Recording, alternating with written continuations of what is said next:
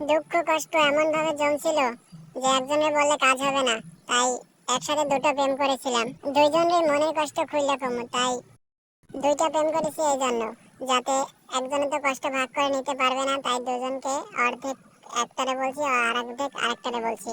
তারপর যাই হোক, প্রেম খুব ভালোভাবে চলতেছিল, দুইটারই সমানভাবে ভালোবাসা দিছি। একটাই খালি কয়দিন ধরে বিয়ের কথা বলতেছে, আরেকটারে আমি নিজ থেকে বলছি যে চলো বিয়ে করে ফেলি, কিন্তু সে বলছে যে আমাকে কিছুদিন সময় দাও। দুইটাই আমার সত্যিকারের ভালোবাসে, আর আমিও দুইটারে খুব মন প্রাণ দিয়ে ভালোবাসি, আমিও সত্যিকারের ভালোবাসি। কোনোটারে ছাড়াই বাঁচবো না, একটারে পাইলে আরেকটারে ছাড়া বাঁচবো না, আরেকটা না পাইলে মরে যাবো। যাই হোক, দুইটারে আমি এক লাগে পাইলেই সুখী। জানে না যে আমি এক লাগে দুইটা প্রেম করতেছি, একটা খবর ও জানে না, আরেকটা খবর ও জানে না, মানে দুটার সাথেই গোপন রেখেছি। যাই হোক, জানান তো লাগবে যে একসাথে দুইটা প্রেম করতেছি, যেহেতু বিয়া দুইটারে একসাথেই করব। পরে একটারে ফোন করে বললাম যে জান, আমি তোমাকে সত্যি অসম্ভব ভালোবাসি, তোমাকে বলে বোঝাতে পারবো না যে আমি তোমাকে কতটা ভালোবাসি।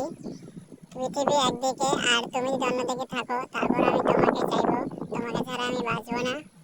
যাই হোক, তারপর মেয়েটি বলল যে হ্যাঁ, তুমিও আমার অসম্ভব ভালোবাসা, তোমাকে ছাড়া আমি বাঁচবো না, তুমি আমার নিঃশ্বাসে বিশ্বাসে আছো, তোমাকে ছাড়া আমার বাঁচা অসম্ভব।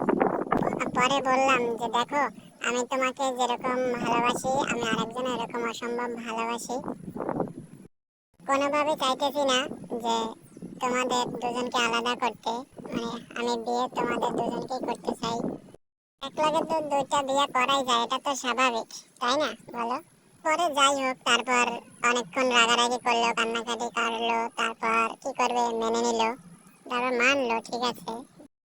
কিন্তু কথা হচ্ছে যে এখন এটাকে তো মানিয়ে নিলাম, কিন্তু আরেকটাকে কি করে মানাবো? তারপর আমি ভেবেচিন্তে তাকেই বললাম যে দেখো, তুমি এখন আমার সাথে একদিন যেও, তারপর তুমি ওর সাথে কথা বলে তোমরা দুজনে মিটমাট করে নিবে, ঠিক আছে? তারপর একদিন আসলো, এসে ওরা মানে কথা বললো, আমি একটু সাইডে চলে গেলাম।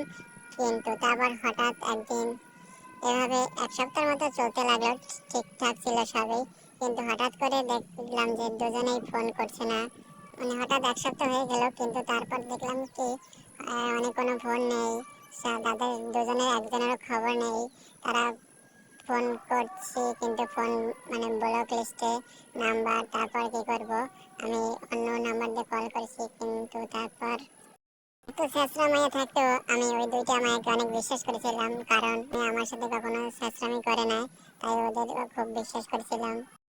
যাই হোক, আমার সাথে যোগাযোগ নাই, কিন্তু তারপর ফোন করলাম, ফোন করে মানে ফোন করলাম, তারা বললো যে আমার সাথে যোগাযোগ নেই কেন। কিন্তু তারপর মেয়েটা বললো যে আমার সাথে দেখা করো। তারপর দেখা করলাম, দেখা করতে গিয়ে বললো দেখো, তুমি আমাকে অবিশ্বাস করছো, তুমি আমার পারলে ফোন চেক করো। তারপর বললাম যে আমি তোমাকে বিশ্বাস করি, তারপরে তুমি দাও ফোনটা, দাও, আমি ফোনটা চেক করি। কিন্তু ফোনটা চেক করতে গিয়ে দেখি যে সে মেয়ে 4-5টা মানে আমি রিলেশন থাকা অবস্থায় 4-5টা রিলেশন করেছে। এখন ছাত্র নাম্বার ওয়ানে পড়ে গেল যে আমি রিলেশন থাকা অবস্থায় ছাত্রামি করছে। তারপর আরেকটা আবার কে ফোন করলাম, আরেকটা ফোন করে বললাম মানে তোমার সাথে কথা আছে, তুমি একটু আসো। তারপর আসলো, এসে বললো কি বলো যে আমার তাড়াতাড়ি যেতে হবে। তারপর বললাম যে তোমার ফোনটা দাও। হ্যাঁ, ফোনটা দিল, ঠিক আছে। কিন্তু ফোনটা দেওয়ার পর আমি দেখলাম কি তার মানে কল লিস্টে সেভ করা আছে হাজবেন্ড মাহাজন। তারপর দেখলাম তার একটু গ্যালারিতে গেলাম, গ্যালারিতে গিয়ে দেখলাম যে অলরেডি তার মানে বাচ্চা আছে, মানে বিয়ে টিয়ে করে সে একাকার হয়ে গেছে, মানে তার সেটেল। আর এখানে আমি তো কষ্টে মরছি। আরে ভাই, এই কষ্ট শেয়ার করার জন্য তো তোমাকে